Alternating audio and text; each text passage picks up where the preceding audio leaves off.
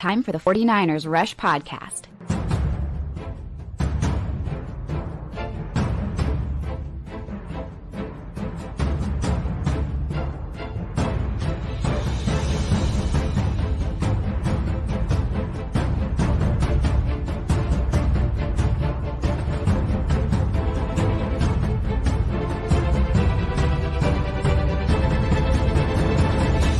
And here's your host, John Chapman.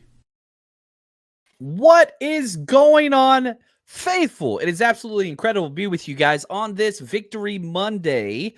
Let's go freaking Niners. And not only is it just a Victory Monday, because any win's a good win.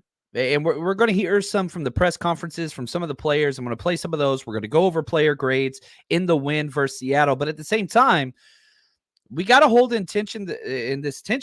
context of what this game meant and what the NFL parameters are for standings, for playoff seedings, for divisional matchups, for divisional wins, all those things. Because the win over Seattle is enough to spend several hours on. First time in Pete Carroll's history, he has lost 4 consecutive games in a row. We did that to him, beat him 2 out of those 4. First time in the 49ers history to beat the Seattle Seahawks 5 consecutive times. First time ever. 11 straight divisional wins is what you were at. Now you're at 12. That is complete and utter domination. The likes the 49ers have never seen before. 12 consecutive division wins? That's huge. Not to mention what happened. The Cowboys beat the Eagles. Now you're the number 1 seed in the NFC. You overcome the 3-game skid, which is frustrating. But you got to go through something. You come out red hot if you're the 49ers, right? Start the season. That's new territory. You go 5-0. You're blowing out everybody. Then you lose 3 games to not great opponents. But then you win 5 in a row again against great opponents. On the road opponents. Doesn't matter. So 5-0, 0-3, 5-0.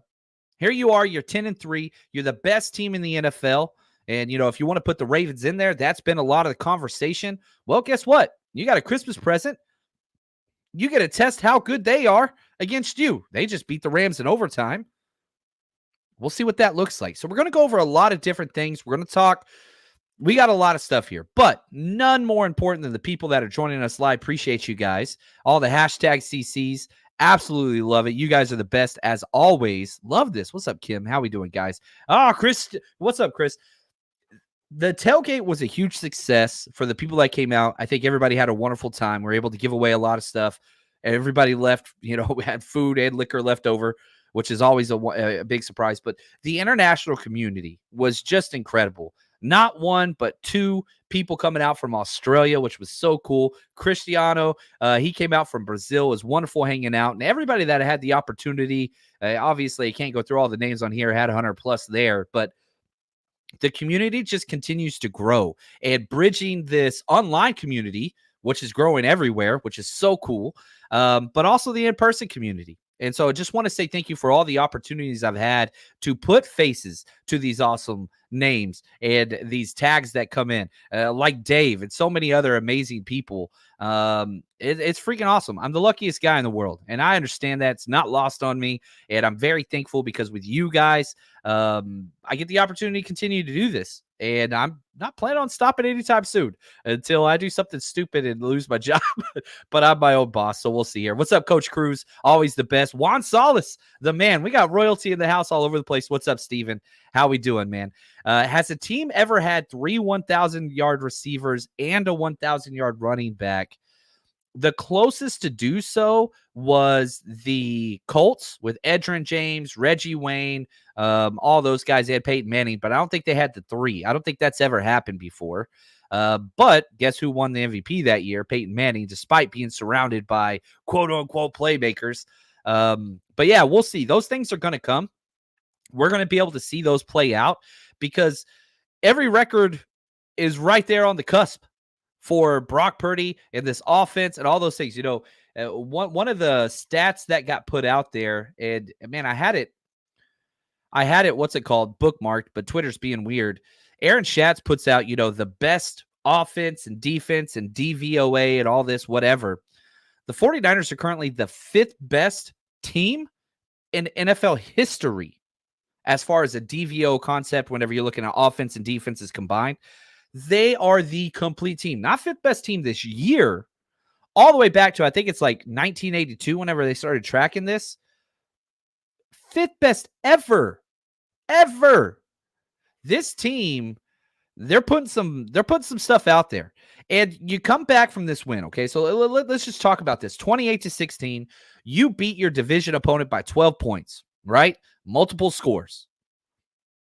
Was it a dominating win? Maybe not. There were some issues. You had the turnovers. Ayuk played incredibly well, but still, 2 turnovers is rough. That one, we finished the film breakdown of the offense this morning. That's already up. So if you want to go watch those, the entire first half's up. Got up early and got chomping on that one. After this show, I got to go unload the U-Haul. I haven't done that yet from the tailgate, but that's okay.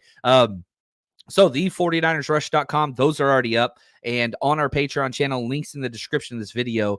Before it's all said and done, every single play, offense, defense, special teams is up for the past 3 years. You can go watch those all, because I tagged the ones on Patreon. Like, I type in 49ers versus Seahawks. We have 28 videos of just 49ers against the Seahawks. So you got all that up there. That is there. What's up, Joe? Appreciate you, man. Thank you for being here. Juan. Feels great beating the Seahawks. Feels even better being the number 1 seed. And let's talk about that. If the playoffs happen today, which there's still 2 Monday Night Football games, so there's going to be some flux, but it has nothing to do with the 49ers. The 49ers are locked and loaded as the 1 seed in the NFC. But if the playoffs were today, Cowboys are 2 because they have a better division record than the Eagles. So the Eagles went from 1 to 5. Oh, ouch. Even though there's 3 10-3 teams, 49ers own the head-to-head against the Cowboys, beat them by 32 points. They own the head-to-head against the Eagles, beat them by 23 points. And they have better conference records. So every tiebreaker known to man, the 49ers have. They just have to have – the only way the Cowboys or Eagles can pass the Niners is if they have a better overall record. That's it. So it would be the Cowboys versus the Packers, the 2-7 matchup. Lions, who lost again. 3-6 matchup against the Vikings. That's a fun one. And the Bucks, who every single year, that NFC South is the JV division of the NFL at 6-7 with a losing record or winning their division, would host the Eagles. That's hilarious to me. That's so obviously things are going to change. But whenever we look at just what everybody has in store, well, guess what? Yeah, we're the 1 seed. We're traveling to the Arizona Cardinals next week, which I'm super pumped about because, man, right now it's just an easy way to talk about this. We're hanging out with Patrick Willis this weekend in Arizona. I hope you're coming out, baby, because this is going to be an absolute blast. We're going to be at McFadden Saturday night, 2 to 7 p.m. Come meet the legend, Patrick Willis. It's just going to be absolutely awesome. Then we got our tailgate the next day. And if you haven't been to one of our tailgates, we don't miss. It's very important to me we don't miss. We pay way too much money to make sure we have enough for everybody and then some. And so we're going to continue that standing. Come party with us, 49ersrushroadtrip.com. Now, the 49ers play Arizona this week at Arizona. We haven't been there in years, since COVID. Last year, we went to Mexico City, which was incredible. But, man, you're going into Arizona, already the biggest point spread of the week, 13.5-point favorites. Now, Kyler Murray's back. They're playing some good ball, whatever else. But you are going back-to-back weeks with the largest point spread in the NFL against division opponents? That never happens in the NFL. This 49ers team is different. Cowboys, look at them. They're going to Buffalo. That's not an easy game by any stretch. Not at all. Detroit, they've got Denver. And the Eagles, guess what? They're going up to Seattle. They're worn out. They could definitely lose that game. So it doesn't matter because if Seattle wins, that helps us as far as seeding. If the Eagles win, then we lock up our division. The division is ours. I mean, that's just right there, especially with the Rams and Seahawks losing. We have a 3-game lead on them now, right? But they both have losing records. They're 6-7. The 49ers could lose out and we would tie them for a record. You see what I'm saying? Like, that's how good the 49ers have been and are. They're the best team in the NFL. That's all there is. It's right here. What's up, Red Jet? She says, "Hey, get out with my hero, man." I'm the biggest Patrick Willis fan ever. I am so excited. I am so excited. Snoopy says he'll be there. That's what's up, man. Appreciate you, Snoop. Yeah, I'm excited. Now, yeah, the polls on YouTube are always weird. Sonia says having a hard time seeing it. So I just asked a very simple question. 49ers have 4 games left. Those games are, here's the 49ers schedule: at Arizona, at home versus Baltimore, at Washington, then back at home versus the Rams. How many wins do the 49ers get? 1, 2, 3, or 4? Right now, 64% says 4 wins to, walk out the year. And it's funny because I think there's probably going to be a hiccup in there. Not saying they're going to lose a game, but I wouldn't be shocked if they are. The NFL's weird. But whenever you look at last year and you went on that 12-game win streak to close it out, this team is built for that. They're built for that. And so, I don't know, man. 4-0 is by far the most likely. That Christmas game against, Baltimore, that's going to be a home run, freaking, slugfest, whatever you want to call it. 2 of the best defenses in the NFL, 2 of the best running offenses in the NFL, 2 of the best quarterbacks in the NFL. And, I understand the stats really aren't there for Lamar Jackson, but that offense is operating at a healthy clip. So, again, how do I say this? Their team works well together, right? Complementary football is what makes the 49ers so damn good. Baltimore's right there behind them, the 49ers. So we'll see. We'll have to see what happens. It's going to be a test. But, man, whew. Yeah, Eric says, we got some trolls in here picking one. That's okay. Trolls are welcome here. Just be respectful of other people. That's fine. Don't mind trash talk. That's always welcomed. Different opinions, different fan bases. Come on, man. We ain't got no problems with you. But we know what they are. That's okay. They be who you are. That's what I always say. Now, let's get real quick before we jump into our grades. We had this awesome comment, and I'm with you right here, David. Says, the only thing that could derail this team is injuries. And it seems our defense is getting hurt more than the offense. Is there anything we can do to mitigate that? Injuries are just a part of football. And it's not like the injuries that are being suffered are all similar or on top of each other. It's all over the place. And so here's Kyle Shanahan with the injury report last night after the win. Injuries from the game. We had Charvarius Ward had a groin, never returned. Oren Burks knee. Hargrave hamstring didn't return, and Greenlaw hip. He did come back. So you got 3 injuries right there. The Hargrave one took a big. The Greenlaw one took a big hit. He was out, but he came back in and played great. So that's huge. We'll have to see how that goes, but I'm not too concerned whenever he kept playing. Like, for example, if we just look at, where I'm trying to pull it up here, his snap count. Dre Greenlaw played 56 out of 59 snaps. He missed 3 snaps. But let's talk about the 2 big injuries. Number 1, Charvarius Ward. Charvarius Ward did not play much at all. He played 4 snaps. And there are 4 awesome snaps. He was out of the first drive. And so that's where it gets rough, because now it's like, holy cow, what do we do? Well, now we're going back between nickel and base, right? Well, then we lose our base defensive linebacker, our 4-3 guy, Oren Burks. He played 6 snaps. So now it's like, now we're struggling. DFF comes in. He was terrible. He only played 10 snaps, but DFF's not good. He's terrible on special teams this year. He's terrible on defense. He played 10 snaps. He had a 29.5 grade, was the second worst graded player for the 49ers offense and defense combined, had 1 missed tackle, allowed 1 catch for 26 yards on 1 target. He did nothing positive. I haven't done all the defensive film yet, but wherever 45 was, it was bad. So that is something to watch, because we're going to have to see what that looks like long term. I don't know, because it's a knee issue with Burks, so we'll have to see. Burks has played great football all damn year. DFF comes in on base downs, worried about that. I really am. I would much rather prefer somebody else, but you got to go with what you got. 49ers love DFF. They really do. I don't know why, but we'll see. They trust him a lot. Again, I don't understand why the film doesn't support that, but he's a locker room guy. Everybody loves him there, and I'm hoping that he rises to the occasion. Now, Isaiah Oliver came in, and Not great. Not great. Not terrible either. He played 39 snaps, Isaiah Oliver. That is problematic. 2 missed tackles. Don't like that. But he had 3 solo stops. I really felt like this just seems to be Isaiah Oliver's thing. He's a slow starter. He's a slow starter. Whenever he comes in, he gets picked on, comes in after halftime, calms down, makes plays. I thought he played great in the second half. I really did. First half, not so much. But yeah, so like we've got these injuries now, and that's huge. Ambry Thomas, you look at, he was the lowest graded player out of all the starters, had a 49.5 grade. I didn't think he played terrible. He was only targeted twice, but one of them was for a touchdown. No missed tackles, but like you couldn't protect him when Charvarius Ward went out. Demo played incredible. You've got some weaknesses, but at the same time, like listen, and this is what's important. You got to put it in context. One of the best receiving corps in the NFL.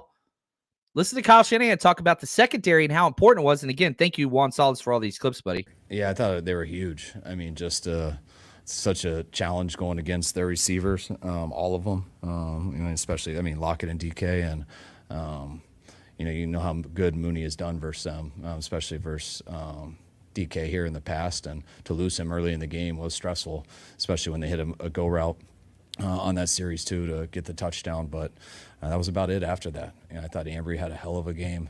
I think he's been playing his best football here.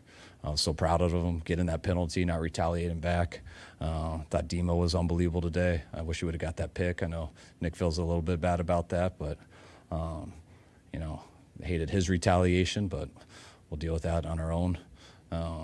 And then I thought Isaiah stepped it up too. We had to move guys around, and Isaiah's been a stud. He's ready for everything at any time in the game. Last week versus Philly, he had to go in and play safety on the second play when Gipp went out. And then it was kind of the same thing this week. Just we had to bump Demo outside and get him back to nickel, and those guys had a real good game.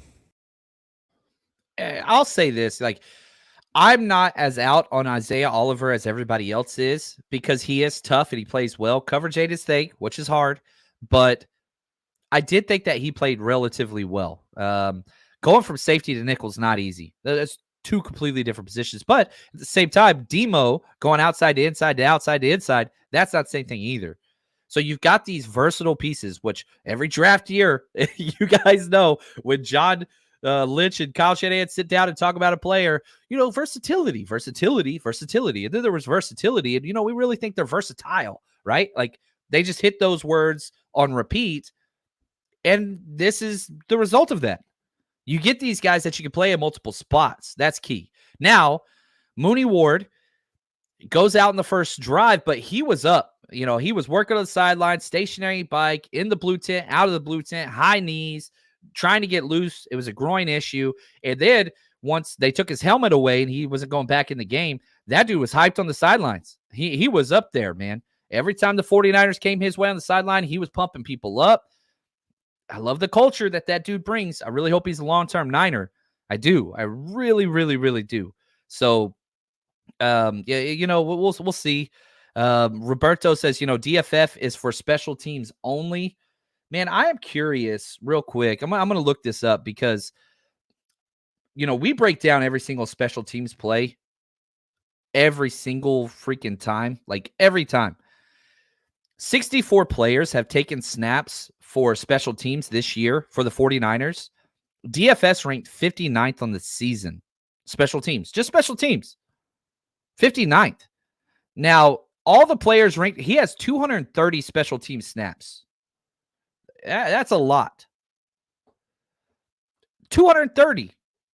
Nobody below him, Eric Harris, 33 snaps below him. Chris Conley, 20. Randy Gregory, 29. Swelling, he's not on the team anymore. Jerry McNichols, 6. He's not even good at special teams this year. Consistently bad on tape. Consistently. Penalties, all that stuff, not good. So I don't know. I get that, he was on the Pro Bowl ballot last year for special teamer, and I was just like, man, these people do not watch film. Should have been Samuel Womack, Agent Zero. That dude is. Right here, Sean says, how did D. Winters look? He didn't play a lot, but he didn't look bad. He only had 2 snaps. So, we'll see. He was only out there twice. But with D Winters, it's splash play on, splash play off. So he gives up huge plays. He makes huge plays. That's just part of being a rookie. And you got to kind of, get to the point where you can mitigate that. Now, sticking with the positives, and I got to talk about this guy, Jair freaking Brown. Jair Brown, baby. I thought had his worst game out of 3 sample size, right? His worst game was last week against the Eagles. Jalen Hurts is not a good quarterback, though, and missed a lot of those opportunities. He had blown coverages, 3 or 4, like touchdown blown coverages. This game, number 1 rated player for the 49ers defense, finished with an 88.3 grade, played 59 out of 59 snaps, had 1 pressure. That's what's up. He had 2 pass rush plays, 5 tackles, 2 solo stops, targeted twice, gave up 1 catch for 3 yards with the interception. Rookie, watch out, baby.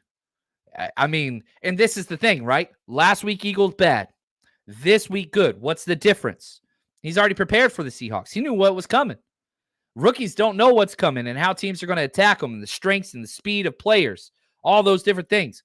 Well, now he was in a vet situation because he had the answers to the quiz.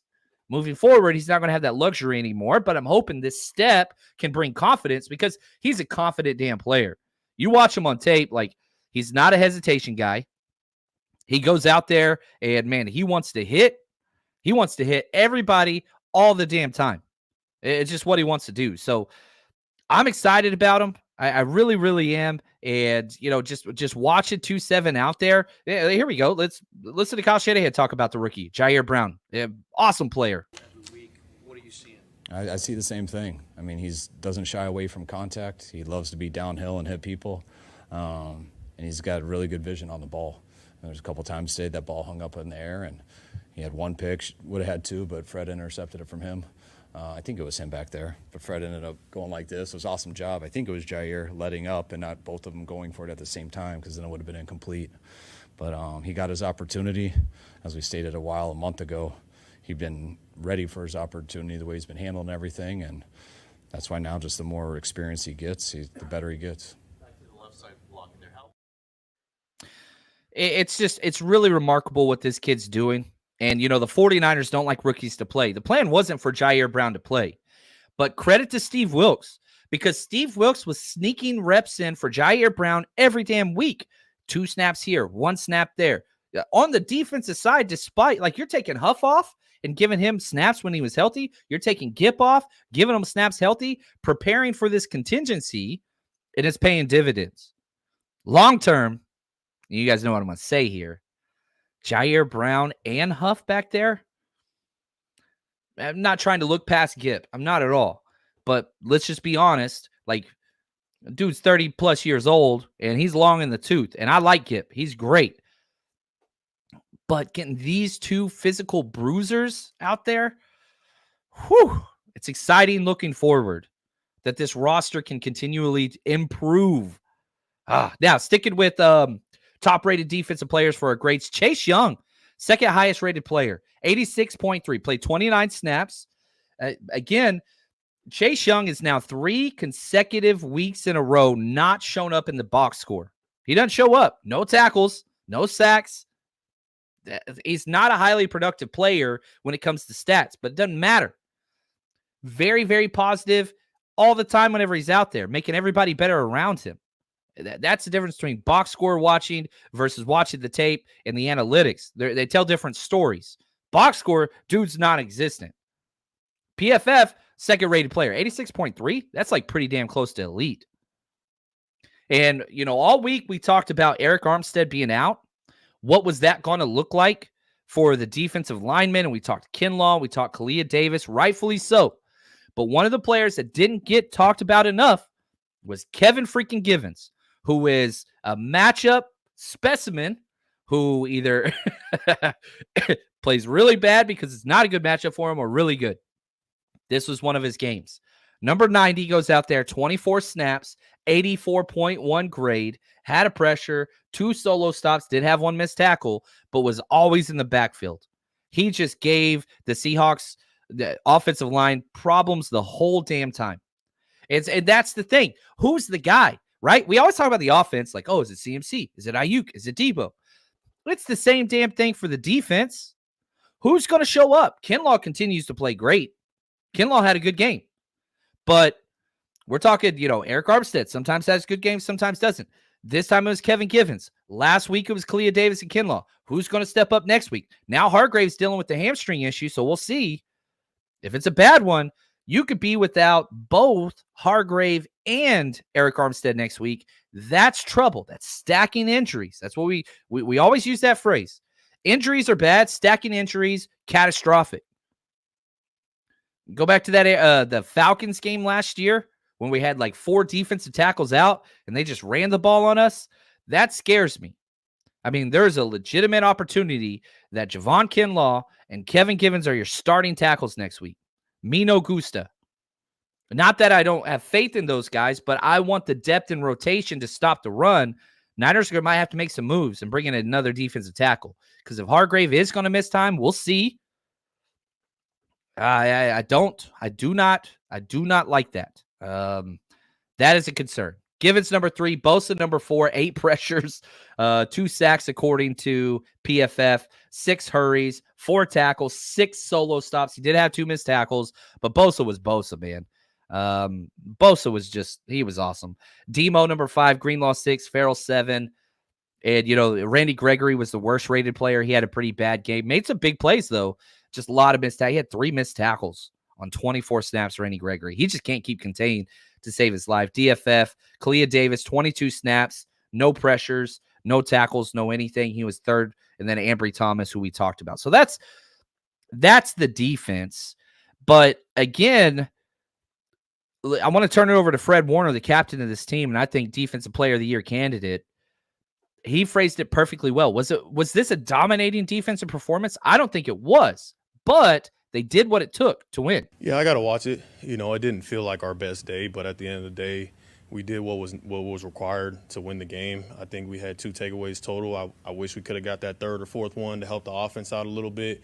Run game wise, we had great success on some plays, and then other plays, they're kind of getting a little bit. We got to tackle better in space. Let them off the hook on some of those big explosive pass plays, and so.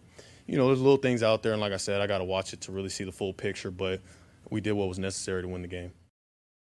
Yeah, and so you do what you got to do, but whenever you look at everything collectively, and the 49ers have won games this year because their defense is so lights out, they've dominated teams, but look at it collectively. They're now number 1. All 32 teams, the 49ers have given up the fewest points in the NFL. It's the most basic metric that is the most important metric. Score more points than they do, you're going to win the game. We have allowed the fewest points in the NFL. In the NFL. Nobody's allowed fewer points than us. Steve Wilkes doing his damn job. And on a week where you lose not 1, not 2, but 3 defensive starters. If you don't want to count Burks as a starter, that's cool too, whatever. But then you got to throw out, no Eric Armstead. Hargrave gets hurt. Mooney Ward's out on the first drive. That is 3 key starters with a 4th flex guy, Oren Burks, who comes in on base downs. And you still did what you did. Yeah, Steve Wilkes is unbelievable. I'm just being real.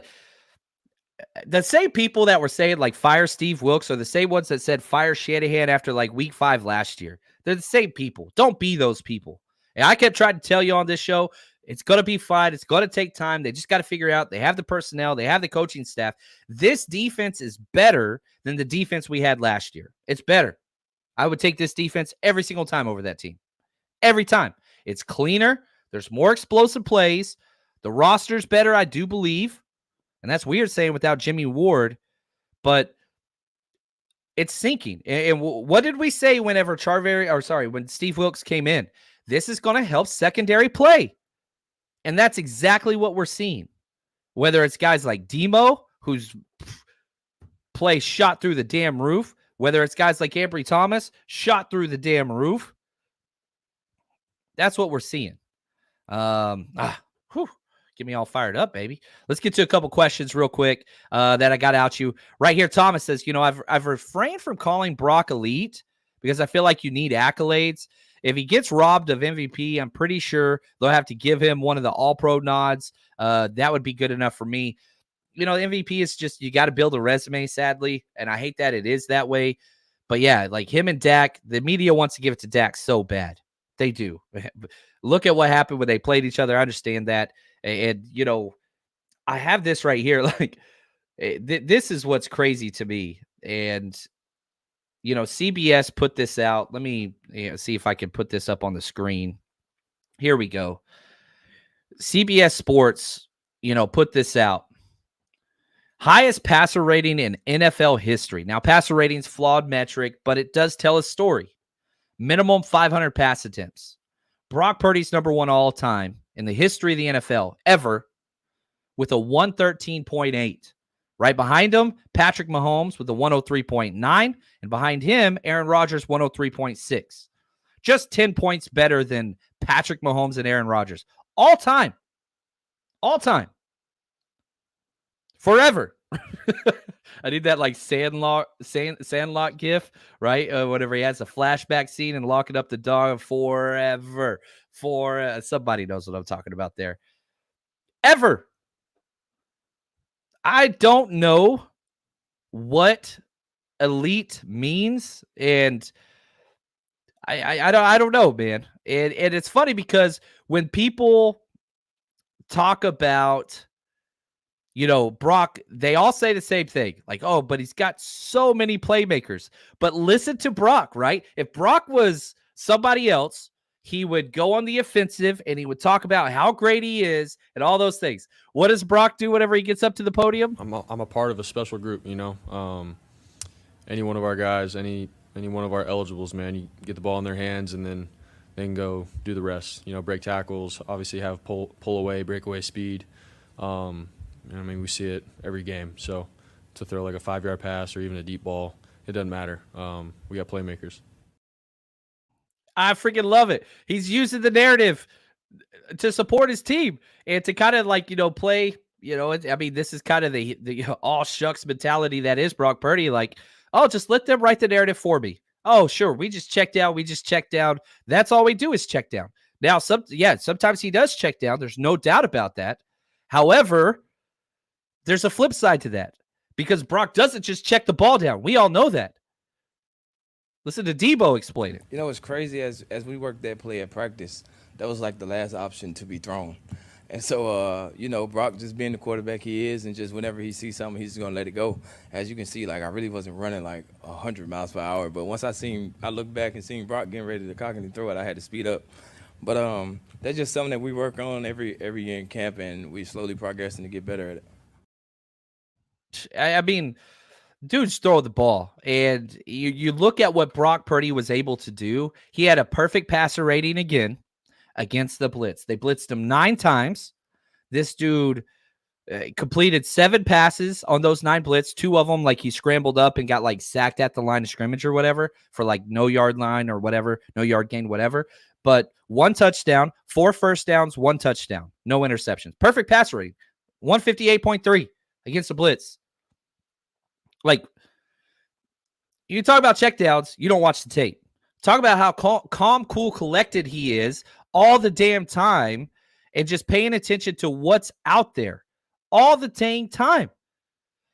And I understand the elite stuff that we throw out there and Izzy or MVP or whatever. I don't care. And what I love most is whenever you ask his teammates, what is it about Brock Purdy that surprises you? Here's CMC. Man, it's funny. I've been asked that a lot, and it's so tough for me to pick something. I kind of just I try to figure out an answer just for an answer, but I don't really know if he's gotten better every week. But he started out so hot. He started out doing things so well, and he's been so consistent. And I think he's the same guy every day. He's a silent assassin, but competitive. And yeah, he's growing, but he's also playing at such a high level all the time that. If he just continues to be him, we're in the right spot. Everything is right where it should be, from just a perspective of the quarterback, the offense, the defense. They're not missing. The injuries, we're going to see because, I just talked all this mess about Wilkes and how great they are, and they are great. Leading the NFL in interceptions again, back-to-back years. Last year they had 20. They already have 17. They got 4 games left. Gosh, man, so many great things. But how are you going to overcome that issue up front if Hargrave and Eric Armstead are out?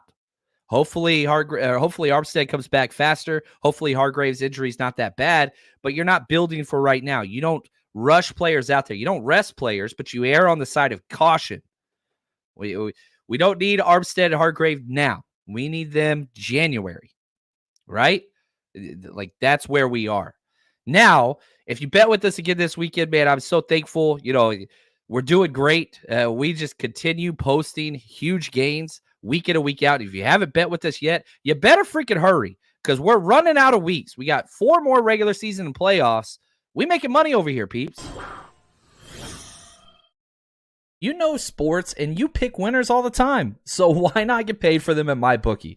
MyBookie has the biggest online selection of odds, contests for all your sporting and betting needs anytime, anywhere. You can bet on NFL, NCAA, or, this is pretty fun, I love this, you can bet for the fences buy on the all-new money bag. So what happens is it's a one-of-a-kind type of opportunity. You just place your bet, spin the wheel, and you get ready to score epic odds on teams, athletes, events, all those things. It just increases those. So it's like a bonus spin to give you even better payouts and better odds, better chances to win. All you got to do is sign up for free today. Use promo code 49ERS or scan the QR code next to me, and you can claim a deposit match of any amount up to $1,000. Again, that's promo code 49ERS to claim your deposit bonus. It's not just a sports book. It's a community. Bet anything, anytime, anywhere with MyBookie. That's what's up. Now, I forgot to put this up earlier. I'm not going to humble brag. I'm just going to brag. I'm not being humble about this at all. I posted this on Twitter, and for you guys that can't see it, this was 11/29. So the 29th of November before, it was 2 weeks ago. I said the 49ers will be the number 1 seed in the NFC in just 2 weeks. And, just kind of calling my shot, whatever. And I felt like that would be true. Well, that has come true. And if you guys want to have some fun, you can go check this out on Twitter because, it's got like 105 comments underneath it from when I snapshotted it, which I want to say shout out to Patrick M., who said, quote, "We'll take a snapshot of this screen. Better be right because I'll make you regret it." And the Eagles fans all came at me, said I should be fired. I'm an idiot and all those things. So I've been, petty and going back over against those guys. So I thought that was fun. So if you want to have some fun with me, just go check out those comments. It's pretty cool going back and look at the receipts. I'm sorry, on social media I can be kind of a turd, but it's all fun and games. I'm not trying to be like a DK Metcalf out there that's just a dirty, and trying to inflict harm because you're not good at football type of person. You know what I mean? So anyway, go check that out. I'll just say I nailed that one and I couldn't be happier. Now let's talk offense. Let's flip to the offensive side of the ball. Golly. If I would have told you John Feliciano, I think I said it right, would be the number 1 rated player for the 49ers, came out with a 91.4 grade, I would have been shocked against the Seahawks because Leonard Williams had his way with us again. Not once, not twice, 3 times, because he played for the Giants in week 3 and played incredible against us. Then he gets traded to the Seahawks, played against us Thanksgiving, he was their best player. Then this game, he was their best damn player again. None of it was against John Feliciano. I did the first half breakdown this morning. 55 was a stud at the right guard. And he even had a penalty, but still was incredible. The issue, the whole entire first half, again, I haven't finished the second half film, Jake Brendel and Aaron Banks. As bad can be for both of them. The worst tape I've seen for either one of them. 25 players took offensive snaps. Jake Brendel finished 24th with a 50.7 grade. Aaron Banks finished dead last, 25th, with a 39.2 grade. Now, how much of that is, man, this matchup, they just lost this matchup 3 consecutive times. Leonard Williams dominated those guys. We haven't seen anybody else do it to them like that. But the fact that Feliciano was able to handle it, he's a different type player. He doesn't really fit the quote-unquote mold of 49ers linemen. I don't know. But, I want to balance, right? Always balance. Don't want Thanos would be proud. Don't want just the positives, the rosy stuff. We gotta talk about the bad too.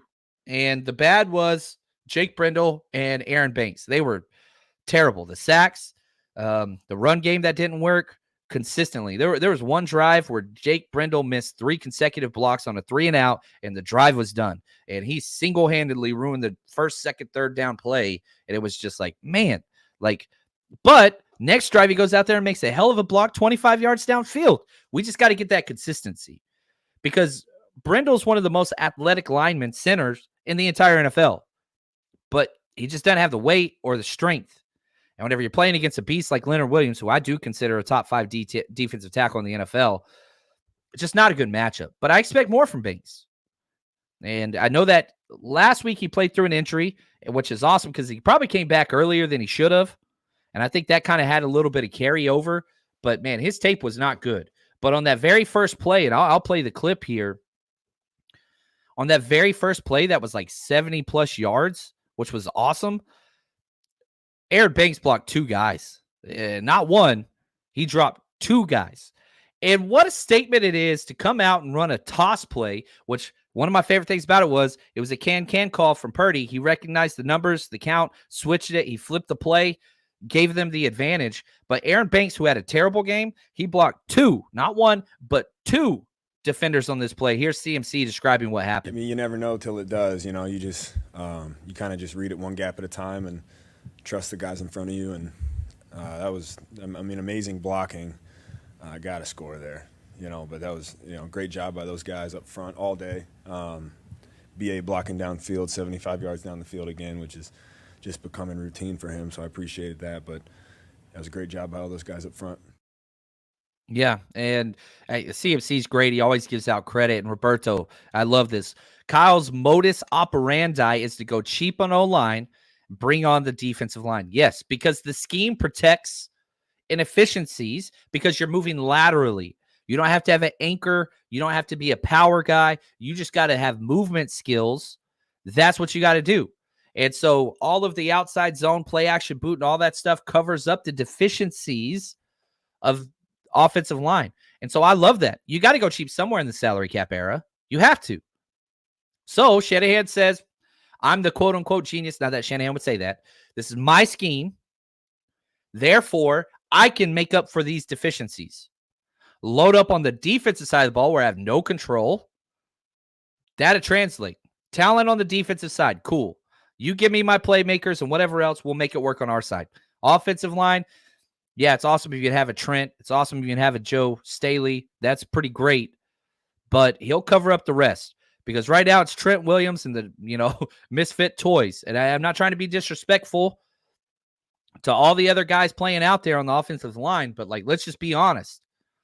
It's Trent Williams and everybody else. Hopefully the play could be better. And with John Feliciano, I want him to stay there. I want him to continue to get snaps because this ceiling play, the game that Feliciano just played, is better than Burford's best game in the NFL. I believe that. Doesn't mean he's the long-term solution. That's not what I'm saying at all. I'm saying Burford hasn't had a great year. Hasn't been a bad year. But if we can get this play, especially with Burford being banged up, let him marinate, man. Let him learn. Let him stay on the sideline and watch. Burford's the long-term guy. Feliciano's old. But right now, you ride the hot hand, man. And so I want to see Feliciano out there. Allow Burford to chill and just watch. This will benefit him. I really, really do believe that. Salty, what's up, brother? Says Niners need to fix the interior O-line and right tackle with the 3 picks in the draft. They got a lot of picks, man. Currently, they have 11 picks after the Chase Young trade projected. 11 picks coming their way. And, yeah, I think that first pick should be a right tackle or left tackle, even though Colton McKivitt's been great. Colton McKivitz finished top 5. McKivitz had a good game. He had an 81.3 grade. Now, top 5 PFF for our team's good. An 81 grade, that would have been first place for several teams. Everybody on offense was legit. The grades were pretty high. But yes, I am with you. I really would like some draft capital invested in the old line. But, Kyle's go to Kyle and John's go to John. And so don't be upset whenever it's a defensive tackle or a defensive end. Because Eric Armstead's long in the tooth. Hargrave's long in the tooth. Wouldn't be shocked if it's a defensive tackle. We'll see how it draws. But picking 32 is difficult because you get what falls. You see what I did there? Yeah, see, somebody got it. There we go. That's what I expect. Now, rounding out the top 5 on offensive grades, Feliciano, 91.4. Ayuk, even though he had 2 turnovers, still finished with a 90.0 grade.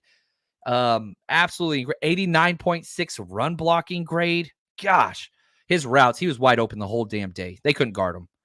Even with those 2 turnovers, he still finished number 2. Debo, number 3, 83.5. And this is my favorite thing about Debo. Okay, y'all ready? I'm going to go a different angle. Debo Samuel finished with a 90.3 run blocking grade. Elite, elite, elite. So I started going back. I went through every single game. I was like, man, is this new? Because he's received some criticism, fair criticism, for not going all out blocking, especially when you have Ayuk going 75 yards downfield, still waylaying dudes.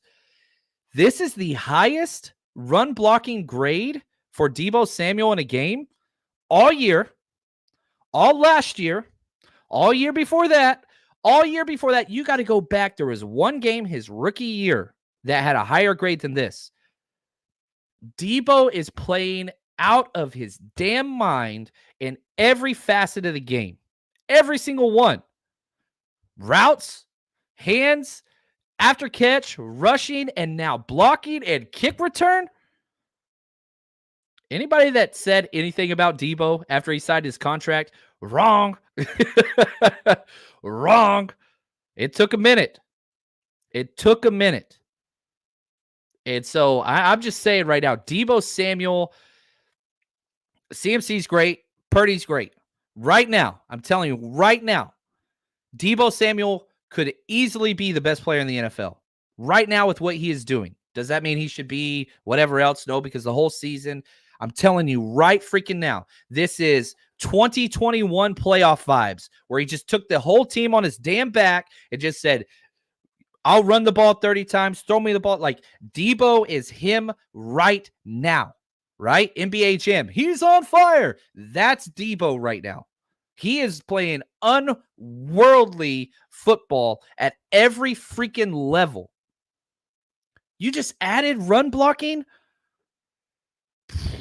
I'm sorry, man. Like, and I get it. We can talk all these players, and all these players deserve flowers.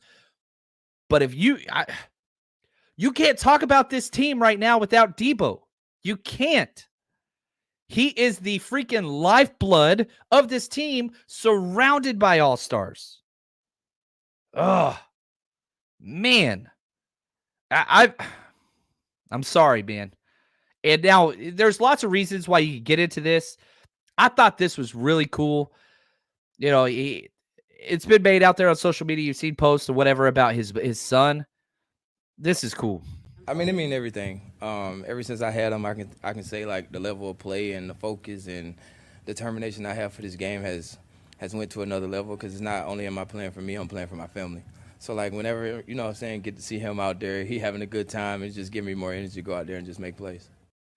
It changes. Life changes. Everybody goes through these changes. You know, I spent most of my career teaching high school kids and coaching high school kids. And I would tell all the time, like, man, you guys are 15, 16, 17, 18 years old. Like, you got a lot of stuff to figure out. And it's not like you go to college and then you're just like a man or a woman and everything's simple. I'm old. I'm 42. 41? I think I'm 41. 41? No, I'm 42. Okay. No, I am 41. But whatever. Sorry about that. I still figured stuff out as well. You know what I mean? Like, when kids enter the equation, you got to put things into perspective. Debo just went through this giant contract dispute, and you get your worth questioned and your manhood and your priorities and all those things. Maybe rightfully so for the amount of money they make. But I love people getting paid. And that celebrating other people's success is one of the things that have brought me so much joy in my life, because it turned me from a competition, you know, all this kind of whatever, into, look, man, one of us wins, we all win. We all cross together. And when good things happen to others, that is something to celebrate. And hopefully that's, reciprocated. But once you get to that stage in life, it doesn't have to be reciprocated for you to enjoy life for others. It just changes. It's the empathic response to celebrations and positives. When you have kids, everything changes. Maybe that's the reason. Maybe it's not. But you just heard him say, I'm playing for my family now. It shows on tape. And it's not even just these past 3 weeks. And I get it. Whenever he got injured, the team stalled and all those things. But even before the injury, I kept saying repeatedly, his routes are different. The work ethic he put in this offseason, Deebo Samuel, it translated week 1, week 2, week 3, week 4. Because his routes are great. His hands are better. Deebo led the NFL in drops like multiple times. He's catching everything. You're seeing back-to-back weeks with this dude toe tapping on the sidelines. That's not who Deebo was. That's not who he was. That's who he is now. He has evolved, right? I don't know Pokemon, but this dude, like, he's the next evolution of Deebo Samuel. But now he's gone back to, he's fully healthy, and he's freaking in that, Deebo bully mentality, but he still brought with him all these elite traits. Route running, hands catching, understanding offenses better, recognizing zone and man and sitting down routes whenever he's supposed to and not. But we're still getting the crazy freaking bully Deebo. And so now you have all those different things. All those different things. And I don't know. I get excited because as well as Deebo's playing right now, and I think he's playing better than anybody else in the NFL. I truly do believe that. Like, he's making just, here we go. I know how to show this. This is Brock Purdy's conversation and video clip if you're watching on YouTube or Twitter or Twitch or wherever. I don't care. Whatever. I'll post it on social media as best I can. This is the old great Deebo that we loved, and he still has that plus more. This is Brock talking about just a simple check down route. Check down. Seattle covered this play perfectly. Still got 30 yards. I mean, that one felt good. Just, going through the progressions and hitting Deebo. And, we talked about that all week, Obviously, if the defense gives us the longer, deeper throw, great. But we have to be disciplined and have to play with conviction to be able to go through my progressions and be willing to take checkdowns like that. And obviously, when you have Deebo Samuel as your checkdown, it's pretty good. It's just a simple check down, and their pursuit angles were fine. It just blew the whole team out of the water. The whole team out of the water. I cannot talk enough about what's happening with Deebo Samuel right now. Weapon X, whatever. Dude's just crazy, man. So anyway, I don't know. Sorry, I went off on a little. Yeah, that's right. Crazy Juice says Pokemon reference. I don't know how to explain the evolution. My kid was big into Pokemon. Don't judge me. Got to catch them all. All right, here we go. Sticking with the top 5, Feliciano 1, Ayuk 2, Deebo Samuel 3, George Kittle tied with Deebo at an 83.5 grade. George Kittle, he's incredible. Colton McKivitz 5th, Purdy 6th, CMC 7. Charlie Warner continues just to be an absolute stud. I love Charlie Warner. He had an 84.7 blocking grade. Just does his job. Jordan Mason 9, Trent Williams 10. Things are working, man. And you look at the box score, and you see the quarter breakdown of scores. First quarter, 49ers scored 7 points. Second quarter, 49ers scored 7 points. Third quarter, 49ers scored 7 points. Guess what they did in the fourth quarter? 7 more points. Oh, just a touchdown a quarter. And there's still meat on the bone. Like, they could have put up more points. Had some issues, turnovers, whatever else. But you had 2 turnovers and a 3 and out and a block punt called back. A fake punt for a first down. That was extra possession you could have had. But, man, like, this team is just hitting. It's hitting. And I'm excited about this week. We're going to have so much film coming your way, which, if you haven't yet, go sign up to 49ersrush.com and, the free trial. Trust me, you're going to want it. We got our bets of the week over there. We got breakdowns over there. We got all that stuff. I got to schedule a Zoom hangout for the December month, which I'm super excited about. Let me look at the schedule and figure some things out. This week I'm traveling to Arizona. We'll get something set up. Not sure exactly when that is, but just stay tuned for that. But I want to say thank you guys. Appreciate it so much. I got to go unload a U-Haul now of all this tailgating stuff and return that thing before I got to pay extra fee. You are the best. Until next time, stay strong, faithful.